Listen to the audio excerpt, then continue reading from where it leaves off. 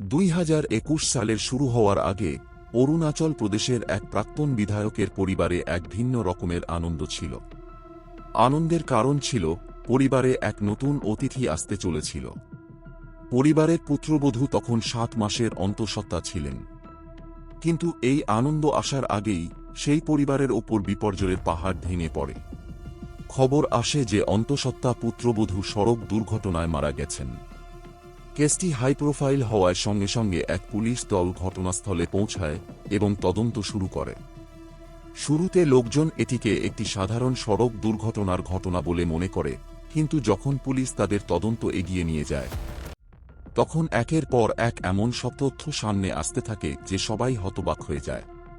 কিছু ঘনিষ্ঠ মানুষ বিশ্বাস আর ভালোবাসার বিশ্বাসঘাতকতা করেছিল।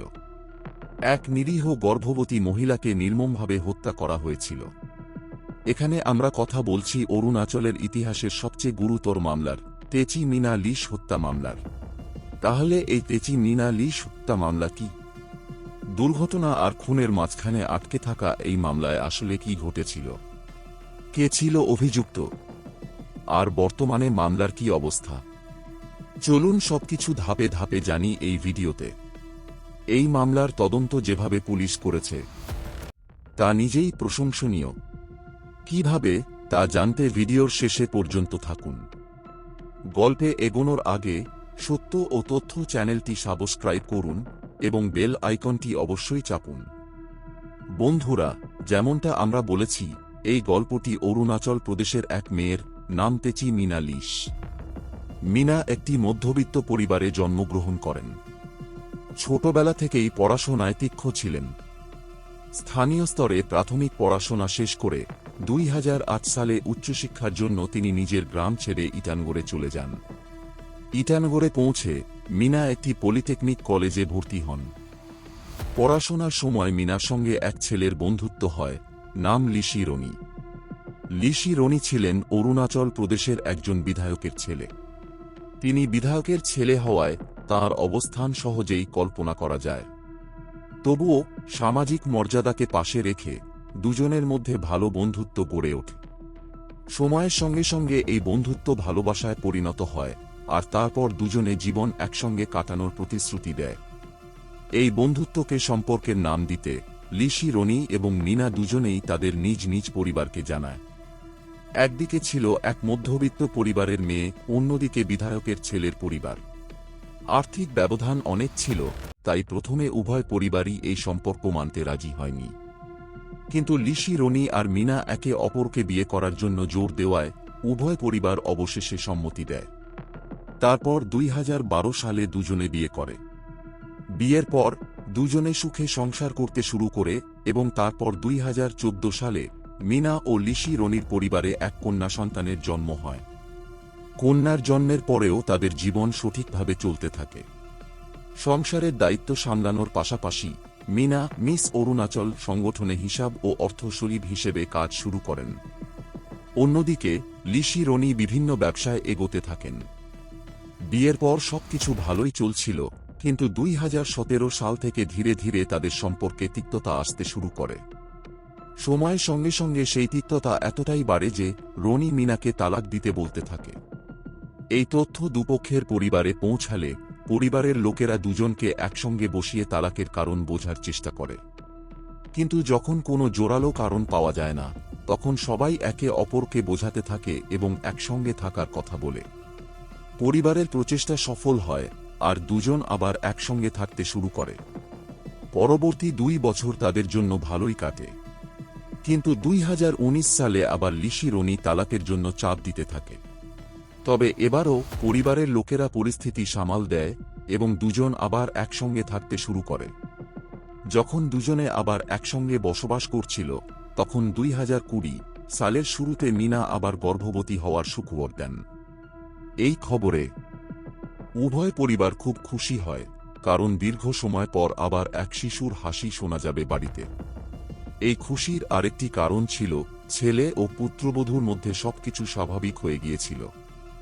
রনিও তখন মিনার খুব যত্ন নিচ্ছিলেন এবং এক দায়িত্বশীল স্বামী ও পিতার মতো আচরণ করছিলেন।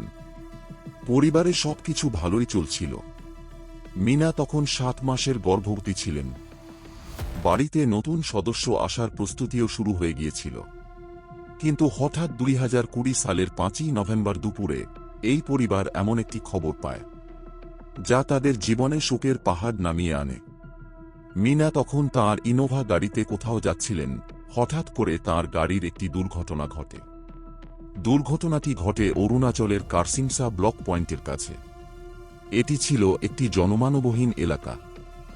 ঘটনার কিছুক্ষণ পর কয়েকজন পথচারী ঘটনাস্থল দিয়ে যাওয়ার সময় পুলিশের কাছে খবর দেন।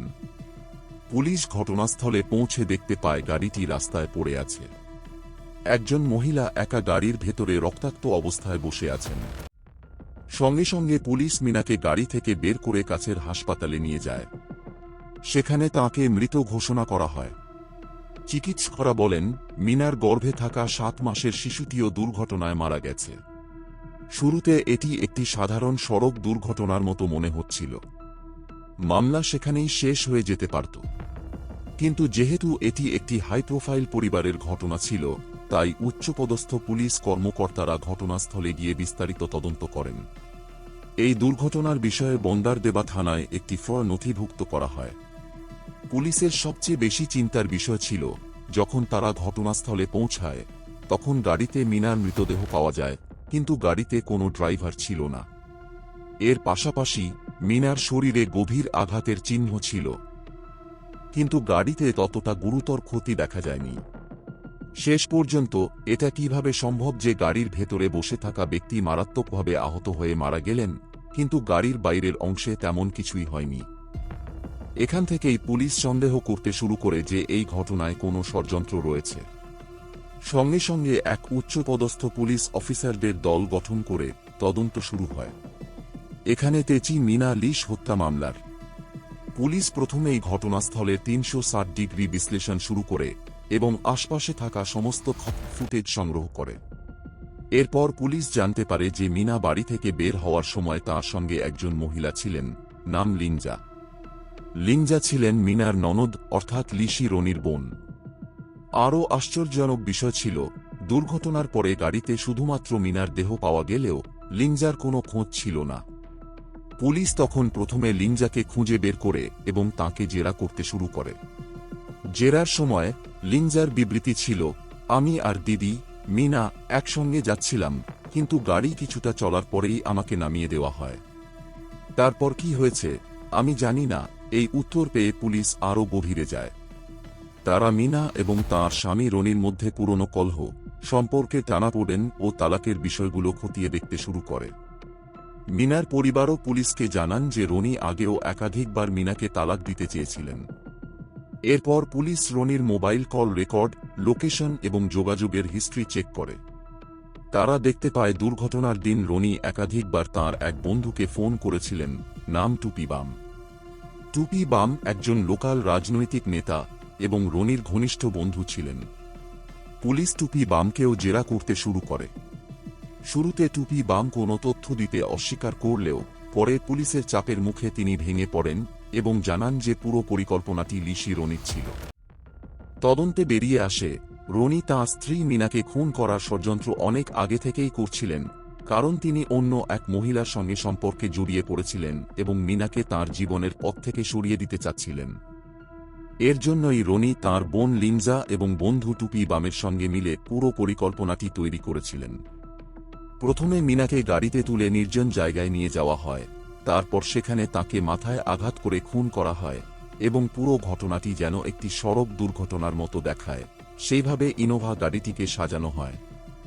তদন্ত শেষ হওয়ার পর পুলিশ লিশি রনি, লিঞ্জা এবং টুপি বামের বিরুদ্ধে খুনের অভিযোগে চার্জশিট দায়ের করে। আদালতে মামলাটি ওঠে এবং দীর্ঘ শুনানির পর আদালত এই হত্যাকাণ্ডকে প্রিপ্ল্যান্ড মার্ডার বলে চিহ্নিত করে এবং মূল অভিযুক্তদের বিরুদ্ধে দোষী সাব্যস্ত করে। বর্তমানে এই তিনজনেই জেলে আছেন এবং আজীবন কারাবাসের সাজা ভোগ করছেন। এই ঘটনার শিক্ষা: বিশ্বাসঘাতকতা, লোভ এবং অন্যায় সম্পর্ক কতটা ভয়ানক পরিণতি ডেকে আনতে পারে, এই মামলাটি তার সবচেয়ে বড় উদাহরণ। এক নিরীহ গর্ভবতী মহিলাকে শুধু নিজের স্বার্থের জন্য নির্মমভাবে হত্যা করা হয়েছিল। পুলিশ ও আদালতের তৎপরতায় আজ অপরাধীরা সাজা ভোগ করছে। কিন্তু একটি পরিবার হারিয়ে ফেলেছে তাদের প্রিয় মেয়ে ও অনাগত শিশুকে।